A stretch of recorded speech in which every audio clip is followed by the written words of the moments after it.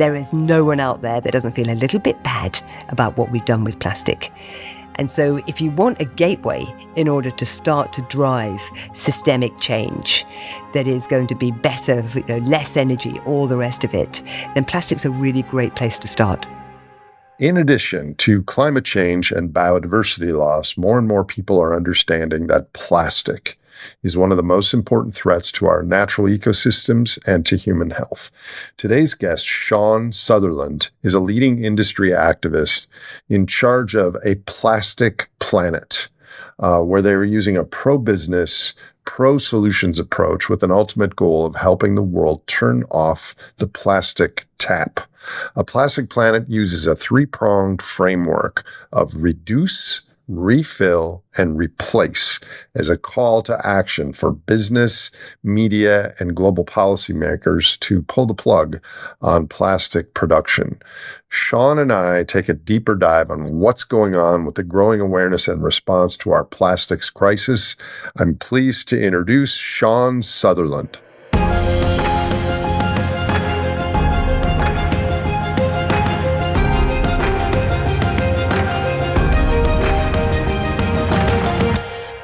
Sian Sutherland, welcome to the program. Thank you so much. It's a real pleasure to be here. Thank you, Nate.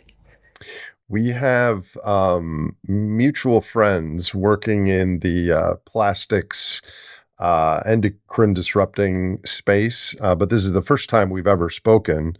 I am told you have a long and diverse list of careers in your life before your current invocation. Can you just introduce yourself by giving a bit of background of who you are and what you've done? Yes, thank you. I'll try and keep it brief because I'm pretty old, so it's actually quite a long history now. So Sian Sutherland, co-founder of A Plastic Planet and Plastic Free, what you would probably call a serial entrepreneur. So my very first career was in advertising, but I left advertising quite young, 25, set up my first business. For some crazy reason, I decided I was going to open a restaurant in Soho in London. Zero experience, never lifted a plate before in my life, but was very fortunate. And that's a pattern really that happens through my careers, of pulling together a very good team that did know what they were doing and then leading them. And we won a Michelin star in our first year, which is amazing and terrible in the same breath, because then as soon as you get one star, you have to keep it or get a second star. And everything you've ever seen about kitchen nightmares is absolutely true. I lived that, but it was also a wonderful experience and I learned a huge amount about business. And then I married my restaurant manager, left that business when I was 30, went back to my marketing roots, set up a design agency, which slightly bizarrely now I look back and think, specializing in packaging. And now if you know what I do now, you can see the irony of that. And we focused, myself and my creative co-founder, focused in the two areas that we loved, because we wanted to work, in a small boutique way on stuff that interested us. And it wasn't really cat food. It was things in the beauty world and things in the alcohol drink world. So we did a lot of work in those two areas. We also went through our baby making years. And through those years, we realized that there was this massive niche in a very, very saturated market called skincare, where you fall pregnant and there is nothing there for you. In fact, it's the opposite of that. Everybody is fearful of the fact that you're pregnant. So we develop products for ourselves in the most truly selfish way. And then years later, recognized this niche was still there, big enough to drive a bus through, even though it's a relatively small market. Everyone's got a mother. And what does she use when she's putting that 30-inch stretch on her tummy in 40 weeks and hopefully losing it again?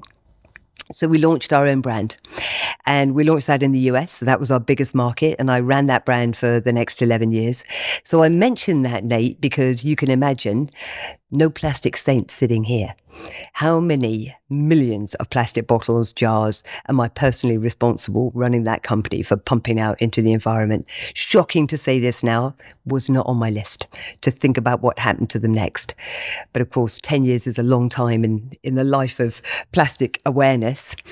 And then it was at the end of running that skincare brand that I had my personal epiphany, because I was asked to advise the Hong Kong board of the documentary filmmakers who were working on a feature documentary about plastic in the ocean.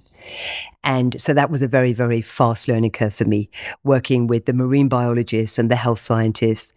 And it was at a time when nobody was interested in the topic of plastic in the ocean. Nobody knew. It was pre the infamous Blue Planet 2 screening where the world really woke up. And it was at a screening that we were hosting of A Plastic Ocean. That was the name of the documentary. Luckily, we had David Attenborough coming, so a few people were coming just because he's such a legend. And it was then that we realized we're about to show a documentary that's going to make people feel scared, angry, and guilty. And yet tomorrow, they're going to push their trolleys through the supermarket and they're going to fill them up with plastic because we have zero choice. And that was the moment that myself, my co-founder, Frederica Magnusson, crazy Danish woman, decided that we could perhaps create a different kind of business model, not a charity, not an NGO, but an organization that could go forward working with governments and industry with this very, very simple goal to ignite and inspire the world to turn off the plastic tap. You said it was kind of uncommon given that you were a plastic sinner with your beauty products and some of the other things, but maybe it takes someone that's so deep in an industry to recognize and have that epiphany. Because I worked on Wall Street in finance, and so I saw the belly of the beast per se. So maybe it's almost a necessity for people to really be swinging for the fences on the issues of our day, to have those people come from the deep experience of the industry that they're now trying to shift. I think it does give you a different kind of credibility when you're dealing with business. You know, when we work with other beauty brands or consumer goods companies like Unilever, and I can say to them, you know, I co-founded and ran a skincare brand in their market. I know how hard it is to change. I also now know the imperative to change, but I do recognize it's difficult. And so I think you're right. I think there's very different kinds of activism. And in some ways, I think of us as, you know, you need the Greenpeace kind of activists. You need the people who are going to board the boat and hold people to account in a very aggressive way. You need those kind of extremists. And in some way, they are a huge benefit to us because we are the safe option. So people will sit at the table with us because we understand and we welcome the fact that business is the tool of change. So you're the externality diplomat.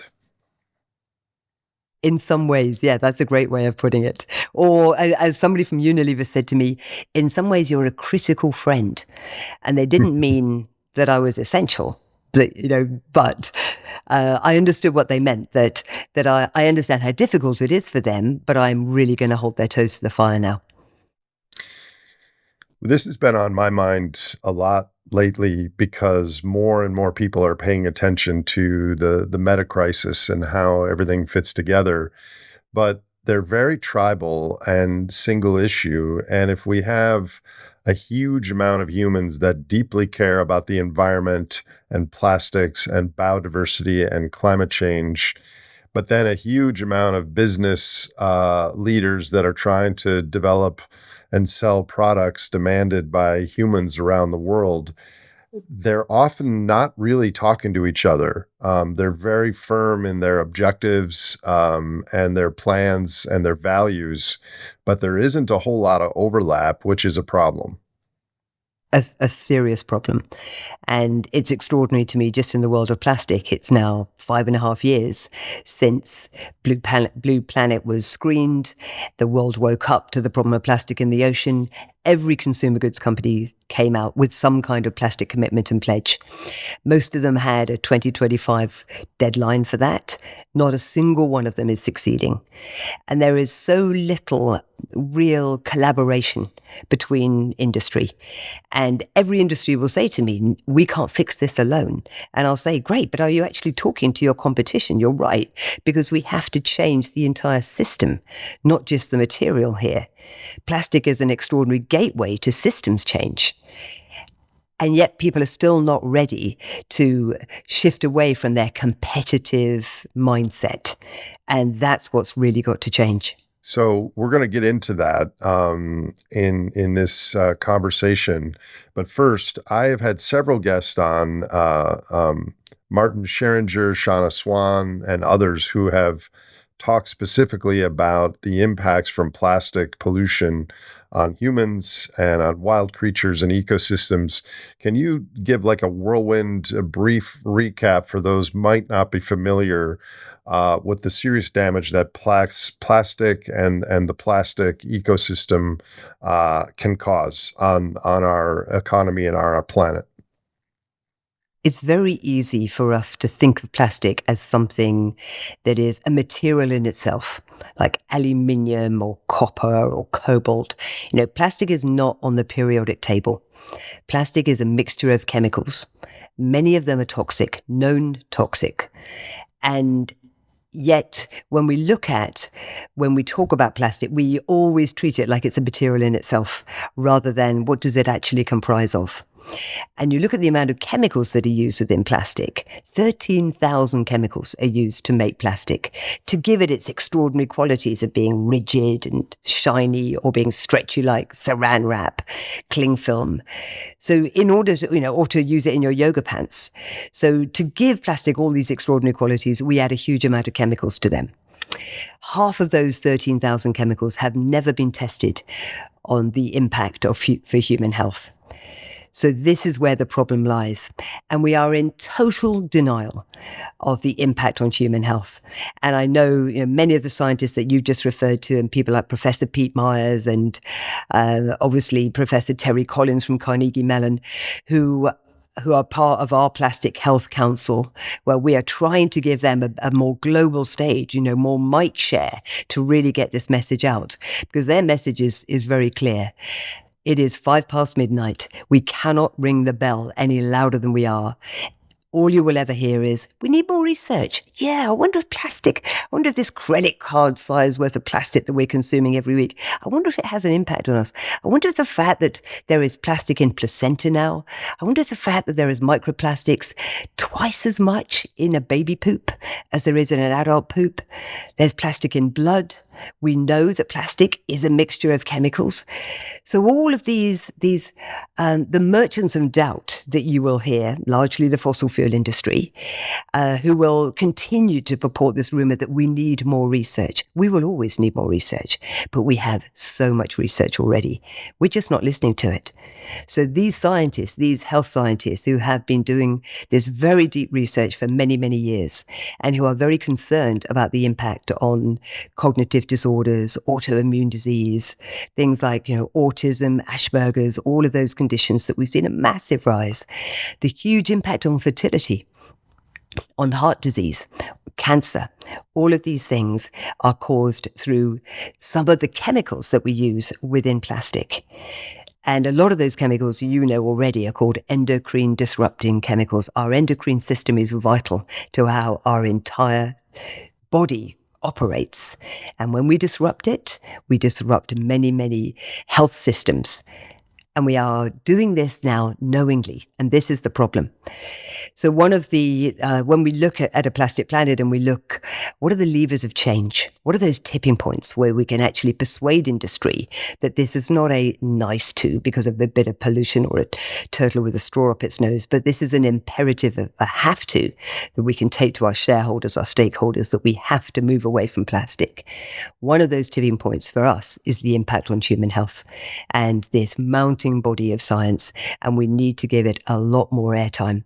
So the person that introduced us, a mutual friend, has told me over a beer that he could make a strong argument why plastics, endocrine disrupting chemicals, are a greater threat to our future than climate change, which was quite a strong statement.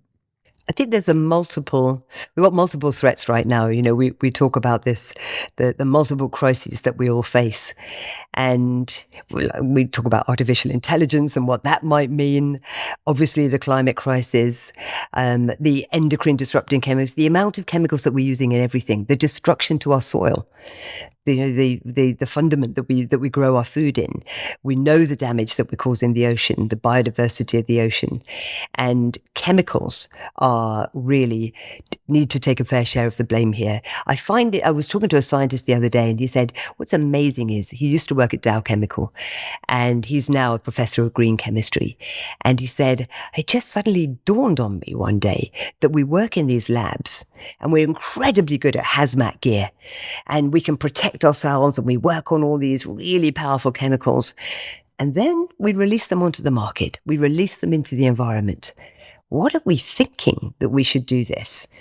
When nature, as we know, when you give something back to nature, there is no waste in nature. Nature is of course, the perfect circle. Everything is the nutrient for the next stage of growth. But nature is binary. And what we give back to nature is either a food, a nutrient, or it's a toxin, a poison. And we think there's this gray area where it's maybe a little less bad, maybe bioplastics a little less bad. But actually, nature's very simple. It's either a toxin or it's a nutrient. And a lot of the chemicals that we are pumping out daily, I think I read somewhere, we make a new chemical every 10 minutes.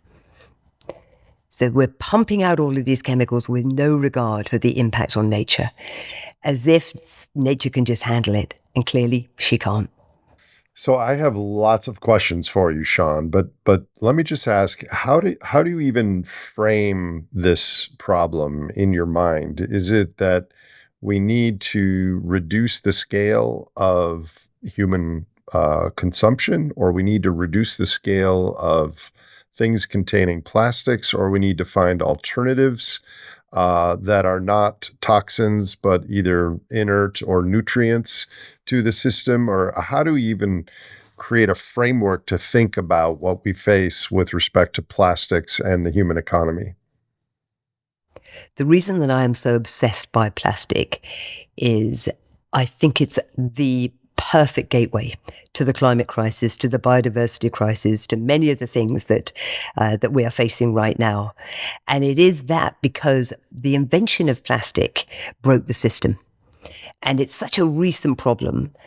It's our generation, it's my generation that has caused this mess. This is not something that has evolved over hundreds of years. And if you think of the way that we used to consume, and the amount of waste that we used to individually, it's not just about a growing population. I remember I grew up in a family of 6. We had one metal bin. We dragged it out into the street every week. It was rarely full. My boys have left home now. I live in an apartment with my husband. We fill a bin every 2 days with packaging materials, with all of this stuff that we just use momentarily and then throw away. So for me, the invention of plastic broke that system of repair, refill, renew, rent, share, all of those things that used to be just standard practice for us. And it broke the system so simply that we could it's so amazingly cheap for us to make these things now that we can use them once and we can chuck them in a bin for some mythical, magical recycling fairy to supposedly recycle. And in the world of plastic, that is simply not happening.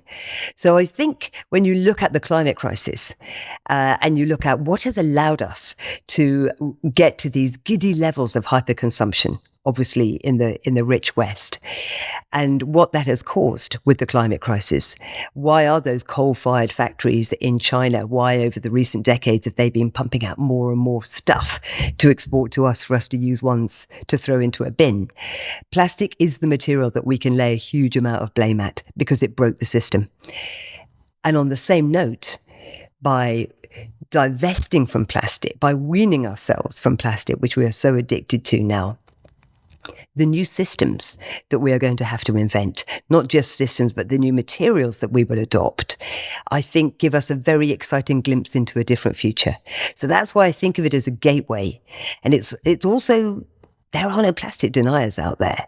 It's not like carbon. I don't know. I can't see it. I can't feel it. I can't touch it. How can I impact the carbon crisis? Plastic, I feel bad about it every single day. I'm complicit in the problem every time I buy something, and I don't want it anymore. But what we need is to push governments to create laws that then create this level playing field for industry to be able to wean themselves off fossil fuel plastic and change the system. We used more material, more natural resource in the last 6 years than we did in the entire 20th century. And part of this is because we've got this culture of single use, and that's what plastic gave us. And the amount of plastic that exists today is greater than the weight of all the animals on the earth. Bonkers, It's a lot. Yeah, and it's never going away.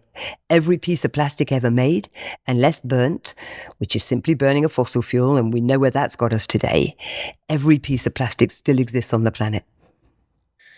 And I read like a plastic milk jug will degrade only after 800 years, but when it degrades, it'll degrade into microplastics. Is that correct? Correct. So it doesn't actually degrade down to nothing. Plastic simply breaks up into smaller and smaller pieces. And microplastics, as you say, but then also nanoplastics. So because plastic is so omnipresent in our lives, and it isn't just about packaging, it isn't about the plastic products, it's paint on the wall, it's all of our furniture. So we're inhaling it as well. So I'm going to have to amend one of my taglines that our modern economic system is turning billions of barrels of ancient sunlight into microliters of dopamine plus CO2 and microplastics. Yes. Yeah. Yeah. So go ahead. No, I was going to say I love the dopamine expression because for me it is, our hyperconsumption. If you step back, I don't know. Nate? Did you ever watch that film Minimalism? No. There's a documentary on Netflix, maybe 10 years ago now. And I remember watching it with one of my sons. And it showed this whole rise in hyperconsumption and how it really kicked off in the late 70s, early 80s. And for him, it was shocking, thinking, wow, I thought it had always been this way. I've only ever lived in a world where we buy like we do now. But it's a fantastic documentary about these two maybe people that you even knew, Wall Street guys who decided, having all this stuff was really weighing them down. So they divested, they got rid of all their stuff, and they traveled around America with very, very few things. And they interviewed many people, and they wrote this book called Minimalism. And there was a quote in there that I'll never forget, which was that whole thing about the dopamine hit of the buy now, and more, I just need more stuff because this makes me feel safe and successful and secure, and it'll make me happy. And this line was, we will never have enough of something we don't actually need. And that is so true, isn't it? And again, it comes back to fast fashion, for example. The amount of clothes that we wear, we have enough clothing on the planet to clothe 6 future generations already. And yet still, the stores are full of the latest, best things that we should be buying for that dopamine hit. So fashion and clothes is a microcosm of our overconsumption because there's dopamine and unexpected reward there. I like this shirt. It's one of my favorite shirts, but I've been wearing it for 5 years now. Maybe I need something different, even though this one is fully functional. That is a driver of many of our consumption decisions, yes? Totally. And the fact that fashion, it makes me very sad. I love clothes. I love fashion. And yet fashion has gone from something which was about beauty and craft and enhancement and, I don't know, maybe self-esteem. It's gone from that to being one of the most depletive, pollutive, exploitative industries on the planet. And that's happened in a very short space of time. Fast fashion couldn't exist without fossil fuels. So is there a lot of plastics or chemicals involved in clothes and fashion? I'm not aware. Yep. And most people don't. If you go to your wardrobe today, maybe yours is different to most, but anybody's wardrobe, 70% of that wardrobe is plastic bags just hanging there because 70% of all our textiles globally are now made out of fossil fuel plastic. Polyester, anything beginning with a poly is definitely going to be plastic. Every bit of thread, even if your shirt is made out of cotton there, I guarantee it's held together with polyester. So that entire fashion industry, it's very, very difficult now to make things that are entirely plastic free. And the other interesting thing that's happened in the world of clothing is that we think performance, technical garments, the North Faces, the Patagonias of the world, the Lululemons of the world. We think that we can only get performance by using synthetics. And actually, if you look at how do you get true breathability, true flexibility, true comfort, nothing feels as good as a natural fiber. So we've gone this slightly strange direction, thinking technical equals plastic. That's the only way. And one of the brands that we work with is very interesting because they are trying to fight that system in a very David and Goliath way of saying, we're going to be the very first brand to uncompromisingly bring out a range of outdoor wear, of sportswear that is going to be entirely plastic free. And having worked with them, I recognize, wow, it is so hard to do. It isn't just the threads, it's the coatings, it's the dyes, it's everything is based on plastic. So is it the same way as fossil fuels have subsidized and built a metabolic global just-in-time delivery system for products because it's now cheaper to do that than have your local hardware store be an expert on things? You have Amazon and Walmart because of the fossil transportation subsidy. Is clothing the same way? Like if you were to make natural fiber clothing, it might be better for the breathability and the other things you mentioned, but would it be significantly more expensive? It depends what you're buying. Because the same really with anything that's made out of synthetics. I mean, how much is a Patagonia jacket? It's not cheap, and a lot of it is going to be made out of plastic. So it really depends what you're buying. But fundamentally, what we've got to question is how much do we need? So would you rather buy things that fall apart in a year's time? Or would you rather buy things that you genuinely love, that you repair and you have for generations? And it's funny how somebody like King Charles is now known for the fact that he still wears the same shoes he's been wearing for 30 years. They've just been incredibly well looked after. And the same suits and all of those things. And he's gone from being somebody that we all thought was a little bit of a fuddy-duddy tree hugger to somebody who is actually the epitome of living a sustainable life. I think to answer your question, I would prefer to buy something that would last a long, long time, even if it was more costly and it was available. But that's the thing. I don't think people have the options. Our stores are filled with the, planned obsolescence sort of gadgets and things that are cheap and easy. So I think a lot of people would answer your question in the affirmative. They would want things that would last a lot longer, but they're not available. It's also they're not available in abundance, and that's what we need. And it's not the norm anymore. What is considered normal now is to pop into a Primark or a Target and pick something up that's cheap. And actually look at that. If I buy one, I get another one half price. So Right. we are bred, we're bred to consume. And that is the problem now, is everything is about more. And we have to recognize that actually how much lighter we would feel. That's why, the Marie Kondo whole thing of tidiness and holding things and do they spark you with joy? That's why it had such a massive impact, I think, on many people, Yeah. because they recognize they're just weighed down by all of this stuff. And how much better to have a few things that you really, really love that create the core of your wardrobe or your home furnishings and all of those things that you can then just accentuate every now and then. You know what the key is to getting to that place? I don't know that people have the fortitude or the mental shortcuts to do that by themselves. But if you surround yourself with 3 or 4 or 5 people who are more minimalist and they care about simple things and valuing these 5 things, that cultural evolution can happen really fast. Like, I want to live like they do. Yeah, I agree. We were talking today actually about that saying that you are the sum part of the 5 people that you spend most Yeah. time with. Yeah. And, so choose those people wisely. Don't make them the hyper consumptive people who are just on Instagram the whole time, buy, getting that little dopamine hit. That's not Yeah. good for you.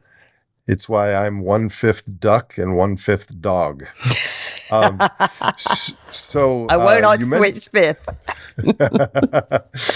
you mentioned earlier, Sean, that recycling has culturally gotten a name for being a popular option to reuse plastic and therefore keep it from polluting. Yet you and your colleagues, from what I understand at Plastic Planet, argue that it's not a solution at all, and that actually it may exacerbate the problem. Can you unpack this and explain why you think that? I think recycling is the fig leaf of consumerism. It Mm. appeases our guilt. It makes us feel that perhaps it's going in to have a useful second life. And with many materials, that is true. With metals, particularly aluminium, 71% of every can you pick up is recycled aluminium. It is infinitely recyclable. It doesn't downgrade every time you do it. Glass, very good. We're not very good at recycling it, but it is recyclable in the right way. Paper, pulp, all of those things. Those are the materials that fit into a recycling stream. Plastic does not. And the reason for that is you only ever downcycle plastic. It was never invented to be a material that would ever be recycled. So you downgrade it every single time. You can never recycle it more than once, maybe twice if you're lucky. And so, but it's a little placebo pill that we have been swallowing for decades, because when the plastics industry say, we don't have a plastic pollution problem, we've got a recycling problem. We need to really invest in recycling. And when you get the likes of, forgive me for mentioning a name, but when we get the likes of Coca-Cola saying, if only we could persuade this lazy consumer to put the bottle in the right bin, then suddenly it's our problem. And we feel like we're the reason the recycling system isn't quite working. We're not using the bins right. Everybody's suddenly obsessed about being a good recycler. And the reality is, most of that plastic that you put in the recycling bin, 91% of it has never and will never get recycled globally, because only 9% of any plastic's being recycled. The US particularly, less than 5% last year was recycled in the US. And in the What UK, we happens are to not. the other 95%? It is landfilled or it's exported. So the US are the biggest per capita producers of plastic waste. The UK are number 2 in that sorry league. And we are both massive exporters of our plastic waste to other countries, offshoring our dirt. That's why I talk about waste imperialism, of thinking other people can deal with our trash. So we have to stop pretending that recycling is the answer, because all it's allowed the plastics industry, the fossil fuel industry to do is continue to pump it out at the tap and have our eye on the wrong end of the pipe, thinking we need to recycle more. It's a complete myth. So I heard on one of your prior talks in researching this, you mentioned waste imperialism. So I'm obviously familiar with resource imperialism, where the global north finds energy and rare earth materials in countries in the global south, and takes advantage, et cetera. But what is waste imperialism? Could you unpack that a bit? The sheer fact that we do not deal with our own dirt in our own country. And one of the things that we really push governments for is that we need to ban the export of plastic waste. And until very recently, export of plastic, and if you've seen some of the containers and what they're filled with, used nappies, coat hangers, we're not talking about clean PET bottles here, that are shipped to countries like historically to Malaysia, to Myanmar, to Mozambique, to countries that have no infrastructure for handling their waste. That's why it's an imperialist attitude. I've seen some pictures of Malaysia and Indonesia, of the lakes and the rivers and the oceans are just, it looks like there's more plastic and dirty nappies or whatever than water in some cases. And maybe those are unique photos that were placed that way. But you know, when I see those photos, I think they use a lot of plastic in Malaysia, but you're suggesting that some of that is imported from the UK and the US. Definitely. We export, I think, I was just looking at a report earlier today, 31% of our exports from the UK go to Turkey. So that's us in a very developed, rich country like the UK, sending it to Turkey, where many reports have proven it is being burnt on the roadsides of Turkish villages. So that's the plastic waste. That's the rubbish that we put in our bin. The other side of waste imperialism. Sorry, do you want to say something? No, I just wanted to grimace. Keep going. The other side of it is when we talk about textiles and clothing. And I don't know, Nate, if you have seen some of those images of the pristine, beautiful Atacama Desert. And that Atacama Desert now, there it is like a graveyard of fast fashion. And you can see, as far as the eye can see, mountains and mountains of discarded clothing. There What? are Wait, what yeah, country is this? in Chile. In Chile. Yeah. And if you look as well, if you look at, there is one town in Ghana, in North Africa, that receives 15 million items of discarded clothing every single week. 40% of them are considered waste immediately and burnt. You can imagine how much plastic that is. So all of these loopholes of us thinking that we're giving stuff away or we're popping things into a recycling stream that exists, we have to wake up. We are creating billions of tons of waste. So this is where we have to go back to, can plastic and the problem of plastic be that catalyst for us to rethink how we use resources in every way? I thought I knew kind of what you were going to talk about, but this is that deja vu feeling that when I have a guest that I've never spoken to before, that I have this little pit in my stomach that I'm learning something new that's horrible about the world that I didn't know an hour ago. But moving on to your work that's addressing the problem. Okay, so how do you think about, as your organization, A Plastic Planet, how do you begin to think about a response to this issue that incorporates multiple aspects of society? Because it's not only the individuals, and it's not only the governments, and it's not only the corporations, right? I mean, how do you even begin to structure the problem before you and your organization and aligned organizations tackle it? As you can imagine, as an entrepreneur, I believe in the power of business, and business is the tool of change. And much as we should have much stronger leadership from our governments, it's not happening, and we can't wait for it to happen. And ultimately, governments do what industry wants. So we need to look at industry as being that tool of change. And I almost think of it as like a burger. You know, when we talk about where's the burden of responsibility here, I flip it into a burger. And at the bottom of the burger, you've got the consumer. You've got you and me, the shopper. This is not our problem. And I think for too long, the onus of guilt has been put upon us to feel bad about the plastic crisis, all of these problems. Ultimately, we buy what we are sold. It's industry's job to sell us something different. And it's government's job to mandate that industry do that faster. So the top of that seedy bun is, of course, governments who need to create stronger legislation, better fiscal policy, create a framework that give business certainty, because the juicy burger, maybe it's vegan, whatever, in the middle, that juicy bit is industry. And this is where we get really excited, because this is where we can make change happen. But we need governments to give industry certainty so that they know which path should they tread. Because right now, globally, it's very difficult for industry to know, I don't know, is there going to be a more onerous plastic tax? Will extended producer responsibility mean that plastic is no longer the cheaper option? Is this UN Global Plastics Treaty actually going to force me to change? And governments aren't helping industry in any way. So kind of understandably, if you run an organization like Mondelez or Unilever or P&G, a lot of people are treading water, kind of doggy paddle, in the shallows, waiting to either have certainty or for something to happen that means that they have to, not it's a nice to. And a lot of the work that we do is how can we create the threat of legislation, the liability of the impact on human health. So all of these things will motivate business to change faster.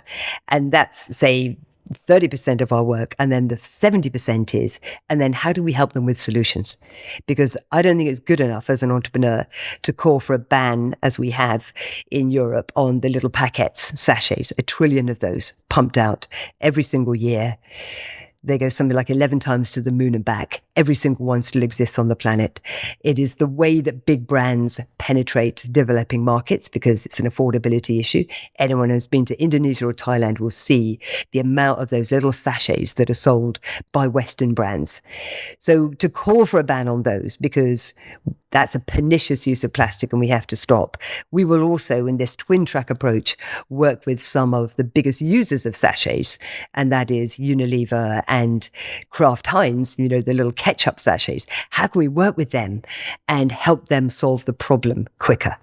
So here's a hypothetical situation that I often think about that would work, except socially it wouldn't. But mechanically, it would work that if we told industry and consumers, but specifically business, that oil would be $500 a barrel in 2033. So, 8 to 10 times more expensive for energy, for non-renewable energy. You have 10 years to prepare for that. But when that happens, oil is going to be 10 times more expensive than it is today. That would create innovation, and people would use non-renewable inputs to come up with products. And I think business would adapt to that if they really believed it would happen. I wonder if the same sort of thing could happen. Of course, we understand the social and political hurdles to what I just said, but in the plastics industry, if there would be some massive tax or penalty by using plastics 10 years from now, could industry design ways around that, even if it ended up costing the consumer more? There would be more options, and there would be more non-fossil chemical inputs into products. Any comments on that? I'm going to vote for you and try and get you into power so that you can make that happen. I have to If I was in power, a US citizen. If I was in power, what would happen is, by 9 years from now, I would no longer be in power, and whoever replaced me would repeal my idea. But go on. Yeah, you're right. That's the sorry state of the political system that we have globally. I think you're absolutely right. Imagine, if you think man invented a material that lasts forever, how extraordinary is that? Who knew that we could do that? Did we put it on a pedestal? Do we price it like gold? Do we use it for things that we need to last forever? Do we respect it? No, we treat it like rubbish. Literally throw it in the bin, throw it in the street. Use it for things that we need for moments, even though we know it lasts forever. So that's the madness of how we use plastic. Imagine if we did. Yeah, it's so bonkers, isn't it? When you step back, and we will look back, generations will look back, and they'll think many things. One of them will be, why did we have a market which is about selling water in plastic bottles in countries that have a tap and could filter their water very easily? We will just think that was mad. Plastic itself, the misuse of plastic, we will definitely rue the day. Future generations will not thank us for what we've done with plastic. But imagine if we did price it like gold, exactly as you said, because what's happened is, because it's so cheap, so incredible, it is a miracle material, albeit toxic and indestructible. We haven't bothered to invent any other materials. So for the last 50 years, imagine if technology had not even bothered. Hey, we've got a telephone, it's connected to the wall, it's amazing. Why would we even need anything that's better than that? And so in many ways, I look at, technology has served us incredibly, but also it's failed us, because it's just given me a massive amount of power that makes me buy more and more stuff. And 147 characters in that little handheld device. But what technology hasn't done is take us to a better future. It hasn't taken us to a world of materials that can fit into nature's true circularity of growth and nutrients. And that's where we need the investment now, is in that new world of materials. the new world of let's reuse things more. And one of the projects we're working on here that I'm so excited about is creating the first standardized packaging that will be used by competitive brands and businesses that go into a circular system. So if you're buying a 3-ounce bottle of shampoo, then that 3-ounce bottle of shampoo is the same bottle that will be called Dove one day and be called, I don't know, Tresemme the next day. Trying to think of US brands the next day, because it's the same bottle. And you and I are not buying the bottle. We're buying the stuff inside the bottle. And as soon as we can change that thinking and create this true circular system where packaging is a service, not the thing that you buy and then throw in the bin, making us complicit in the problem, then that's a true system change that I think if we could make that happen fast and normalize it, that's the nirvana. Less natural resource, less energy needed, no waste. So in that scenario, I use the 3-ounce shampoo bottle and I'm done with the shampoo, which is what I wanted. What do I do with the bottle if this all pans out? Yep. So that bottle, because what we'll never wean ourselves off is convenience, because we have been, we've got very addicted to convenience, and time is money. Time is money, and I don't want to take loads of bottles back to the supermarket and refill them and take time at a machine to refill them. And God bless the lovely little refill stores, but there is not a viable, a financially successful, scalable refill model on the planet. They're all, when big brands do them, they're all marketing. What we have to have instead is systems that are massive scale with thousands of drop-off points where your 3-ounce bottle of shampoo, 3 ounces is probably a bit little for the US, but let's call it the 3-ounce bottle of shampoo, you then can drop back at a Starbucks and you are rewarded for dropping it because it's all about a reward system. So if you could take it back to Starbucks, or in time, in your kitchen, you will have a reusable bin. Because why is your bin simply about waste? It's the same people coming to collect your domestic waste or a commercial waste that could just collect the reusables, put them into a centralized system of washing and redistribution. Bob's your uncle. So those little bottles, you're right. I don't have anything that's 3-ounce, probably 10-ounce. But those little bottles, then they're not melted and reformed. They're actually hygienically washed, and then maybe even a new label on it. It might be a different company or something. Yeah, exactly right. See, that makes exactly total sense. So, are you finding success? Is this something exciting that's happening, or? The good news is that a lot of the big brands that I've mentioned already, all of them have signed up to say, we know that this has to be the future. We don't know quite how to get there. We know that somebody has to build the system. So we are working with the organization that's building the system, which is the cooperative that is responsible for that logistics of collection, washing, redistribution.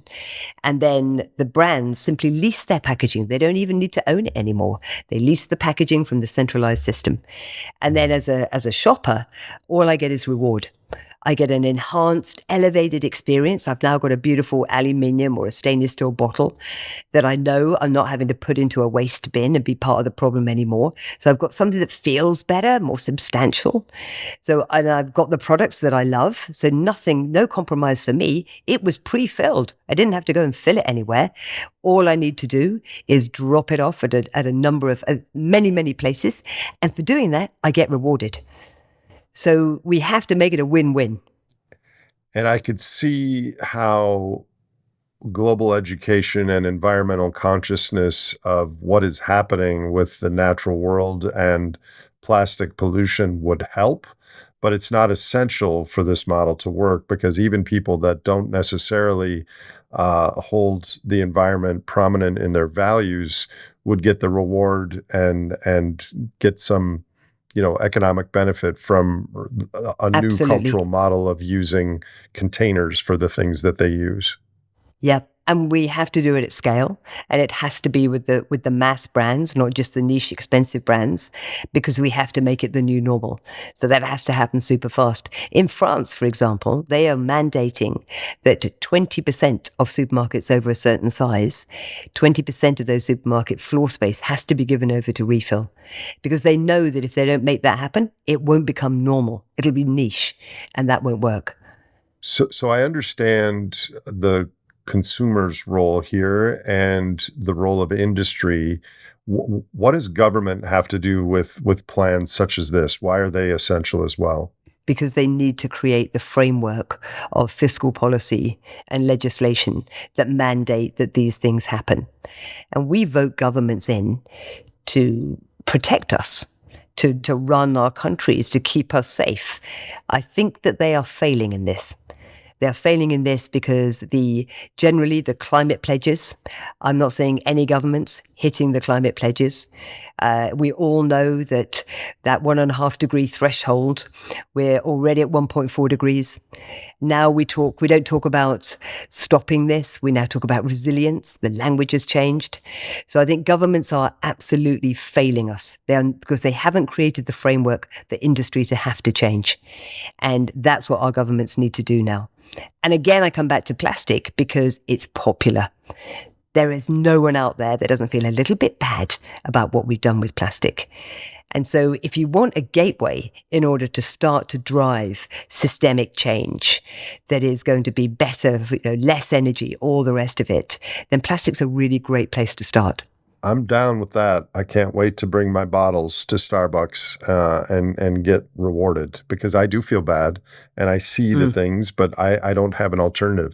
So what else is going on at A Plastic Planet? Do you have any other signs of progress on this massive issue that a lot of people don't know details, but they're clearly aware that we do have a plastic problem? One of the things that we've been working on for the last couple of years, been a very big project for us. We recognized in all this work with industry, and we work a lot with creative agencies, that there is this massive gap, a knowledge gap between the creative industry. And if you think about it, Nate, everything is designed. Everything in our life, our street, what we're wearing, the cup I'm drinking out of now, the computer that we're talking to, everything is designed, even if it's a bad design. And there are 160 million creatives globally. And there's this knowledge gap because they have not been trained for the job of the future, understandably. So the plastic-free materials makers, the system changes, the proof points, the case studies, what questions should they even be asking? How can they push back against that brief that says just use a recycled plastic? How can we inspire, empower, educate, ignite that community of 160 million global creatives so that we can redesign a different future? Because I feel very passionately about the role of the creative here. Go back in history. Tell me one moment where a banker or an economist changed the course of history. It's always been the mavericks, those engineers, the architects, the radicals of the world who can envisage something completely different to how we live today. And we need the creative industry more than ever to do that right now. So what we've been working on for the last couple of years is we've developed a platform which is hosted on plasticfree.com, which is that solutions platform, which is an education platform for the 160 million global creatives to help them feel ignited, inspired, and educated and all of those things so that they can push back, change the brief, and redesign everything. Because if we change it at the beginning, we will have no waste at the end. I hadn't heard of this creatives demographic, 160 million. Are these marketing, advertising people, or is it beyond that? What do you mean by Way beyond. 160 million creatives? So for me, I would actually envisage it's much, much more than 160 million because I think entrepreneurs are the most creative people on the planet and they're probably not even included in that number. But if you create a business out of nothing, you know how creative, you have to be for that. But it's everything. It's the architects, it's the designers, it's the people who work in clothing, in packaging, in product. There's a lot of people out there who have the ability to envisage a different way to make stuff of how we're going to live. even podcast hosts, perhaps. Even podcasts, I mean, media, massively influential and highly creative. Yeah. So, this is such a huge, huge topic. And there's so many aspects of our life. I mean, I just look around my office. I have so many things made from plastic. Um, so, what areas of life do you think where we currently use plastic exclusively do you anticipate are going to be the most difficult to change? Are there some areas that we will always need plastic? We need to start with the innovation first. So a lot of people say to me, yeah, but Sean, if you were ill and you went to hospital, you'd be so glad that the plasma bag is made out of plastic. And, the amount of plastic that is used in healthcare is phenomenal. We've got many professors in the NHS here and in the American health system who are saying we need to take plastic out of healthcare. It is not good for us, and it is everywhere. So I'm not sure that even healthcare is where we will end up still having plastic. But what we need is the innovation. And if we start with the easy bits. So what is the most ridiculous use of plastic? As we've discussed already, packaging. 40% of all plastic is used for packaging alone, used for minutes, chucked in a bin. We don't even want it. We didn't buy it. It wasn't part of the product. So that would be a very great place to start, because if we can crack packaging, and then obviously we should move on to textiles, because I think the removal of plastic out of textiles, 35% of all ocean microfibers are from us simply washing our clothes. So that's an imperative. We have to take it out of clothing. And the shift in that as well, because of course fast fashion cannot exist without plastic. So therefore, we will have to rethink the entire fashion industry in a much healthier, fairer, less depletive, less pollutive way. And then the final one for us will be the built environment, because we live in plastic tinder boxes. The paint, every time we paint a building, we plasticize a building. All right, I have a bunch of questions. So, what did you say about microplastics? The microplastics in the ocean come from us doing our laundry? Yep. Every time you wash your clothes, then your polyester clothing, your gap fleece. Because they're not natural fiber. There's a lot of poly something in my clothing. Yes. Everything sheds. Even natural fibers will shed, but they are not harmful in the same way. And those, of course, just go straight into the drain. We do not have filters on washing machines. Kind of bonkers. Why is that not mandated to start with? They flood into the water system, flood out into the rivers. No filter will ever capture them. They are invisible to the human eye. And then they flood out into the ocean. So it's the equivalent of a family of 4 every single week going to the beach and throwing in a plastic bag. That's the amount of microfiber pollution that we're talking about with washing your clothes. The oceans are really the bottom of the barrel of our waste dump of this economic system, aren't they? In so many ways. They're invisible, and just the solution to pollution is dilution, but the oceans are not unlimited in size and health and clarity, I mean, there really a lot of stuff going into the oceans. Yeah, a really terrible. And again, we come back to chemicals. The amount of chemicals that we pour into the ocean that we think the oceans can handle, it's really shocking.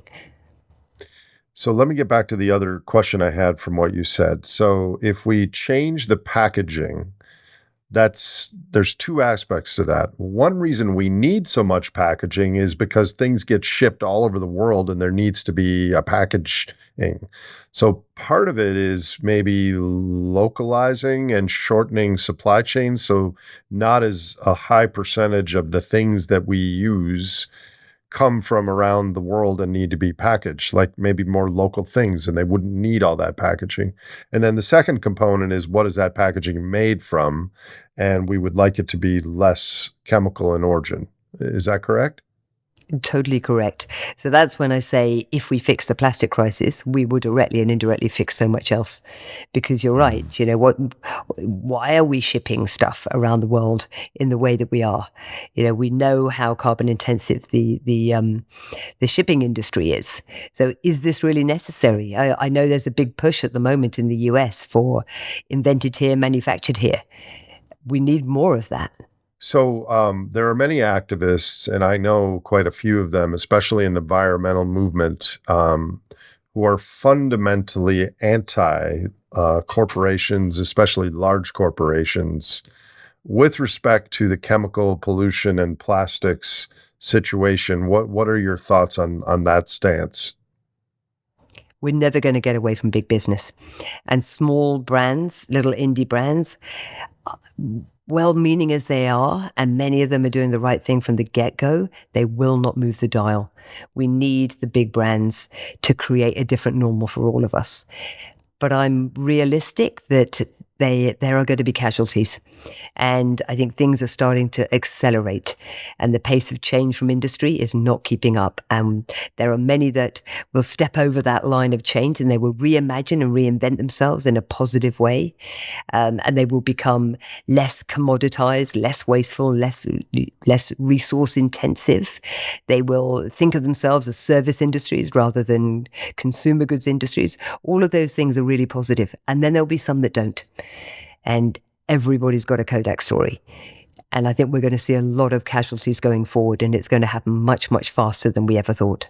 What do you, you had a successful career, multiple careers, and now you're an advocate for an important part of our environmental and human health. So in many ways, you are an industry person turned activist. What do you think makes for good activism, meaning activism and behavior that actually leads to real and lasting change? And do you think the majority of what we consider activism today is aligned with this? There's a saying that if you're not an activist today, you're part of the problem. And I think that is increasingly true. Mm-hmm. And I love to see this next generation rise up, and the anger that they have, the understandable anger of the cluster that we are leaving them after how we have raped the planet and done everything that we've done and given it back a whole load of nothing but rubbish and very toxic chemicals. So activism, I think, can take a number of different forms. I'm not, for me personally, as an entrepreneur, you have to be a born optimist. And I'm very optimistic about where we are right now and the ability of mankind to innovate our way out of this and to wake up in time, because otherwise you just couldn't get up in the morning. We have to focus on solutions. We have to stop talking about the problem. We have to stop carbon counting as if that's actually going to make any kind of impact. But key to it all for me is we've got to stop with guilt and blame, because they do not help us move forward. And if you are working in a big industry right now, you are still a human being, and you may not feel great about turning up every day and then going home and saying to your kids, guess what? I pumped out another 1 billion bottles today that are going to exist forever. I'm sure people are stuck in these roles because we're all in that hamster wheel of consumerism and believing we have to earn a certain amount in order to buy a certain amount. We're all in that terrible wheel of having to earn enough right now. And so people are worried about jobs. And so they do a lot of things I think they don't feel good about.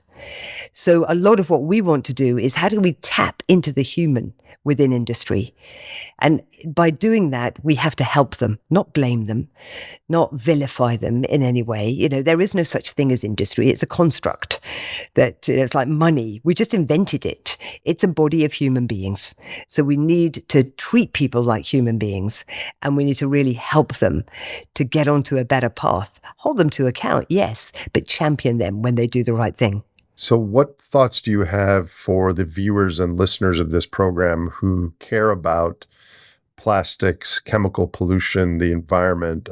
From your perspective, what can people do in their own lives on this particular issue? I don't think your power really is for you as a consumer. We don't have time to wait for this ethical consumer to rise up in sufficient volumes that industry will take note. Your power as an individual is what you do every day at work.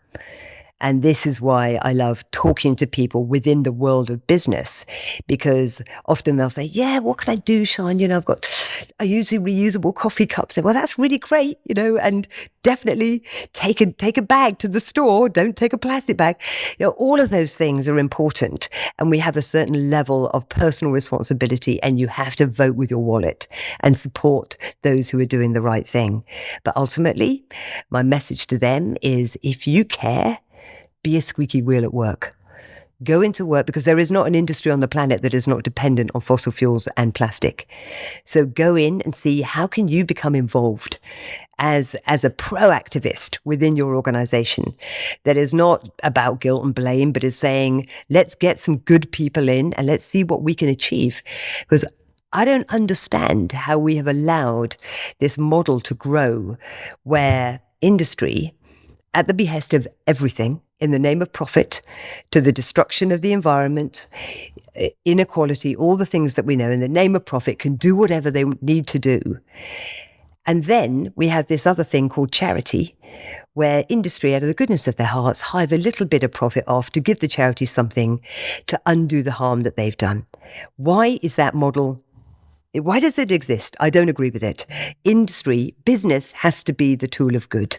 Charity, in my, controversial statement, why does charity exist? Because business has to do the good. I think the reason that it came about was because fossil energy and its byproducts, which you're working on, were so unbelievably cheap, and the world was still not ecologically full, that it was just the path of least resistance to create this stuff for monetary profits, and the externalities are not big enough to matter.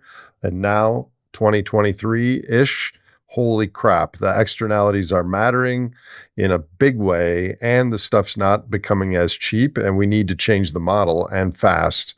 But I think the origins are in this unbelievable cheap subsidy and bounty from the past that we treated as interest, but it's really principle with a big old pollution asterisk tied to it. Totally agree. We are taking the resources from our children's future. We use 2 planets worth every single year. We sell them today and we call it GDP. How can this be right? So obviously you have thought about these issues quite deeply as a mother, as a human being, as a runner of an NGO, not on plastic and pollution per se, but what broader personal advice can you give to listeners of this program at this time of upheaval, anxiety, shame, guilt, worry about the future? We have to have hope. We have to have optimism, but we have to remember that hope is a verb. Hope is an action word. It's not a theory. And we have to move to action now. So whatever you're doing, stop talking about it and start doing something about it. That's the whole thing of being that squeaky wheel. But have faith as well that we live on the most incredible planet in the universe. And I think it's only now when we can see, I don't know if you've seen any of the James Webb telescope images, where you see, the pillars of Hercules and the origins of stars. And it blows my mind when I see some of those images. But then equally, you look back and you see this little blue and green marble suspended in space. And it makes me value what we have even more. That's what we've got to look after. It does amaze me that the wonder and the majesty of everything is being recognized at the same time of the tragedy and the horror of what we're doing. And it's this like juxtaposition of both of them at the same time that can be a big motivator to change. And that's what I'm trying to do here with this portal, to get more people to see that and change how they think and how they act. So would you change what you just said? What additional recommendations would you have for a young human, 16 to 25, listening to this show? Being at the, in the first quarter of their life, what recommendations would you give to a young person? Do not fall into the trap of consumption. Do not, well, it will be pretty simple if I'm really honest. Thinking off the top of my head, come off social media. because we all know that social media is bad for us. Protect your mental health above all else. Get out into nature whenever you can. We live in these concrete boxes, and it's how much more science proof do we need that when we're out in nature, then we feel better. Our mental health is restored. So you've got to get out into nature and just enjoy the world for whatever time we have. Whatever time we have, let's just relish it and embrace it and appreciate it like we never have before. I have a large diversity of guests in their professional background and what they're working on, but what everything you just said is a common answer. So that gives me kind of a positive feeling that it's robust. Like that must be true. Those things. Get off of social media. Get out in nature. Stop being a mindless consumer. I mean, I think those things hold water.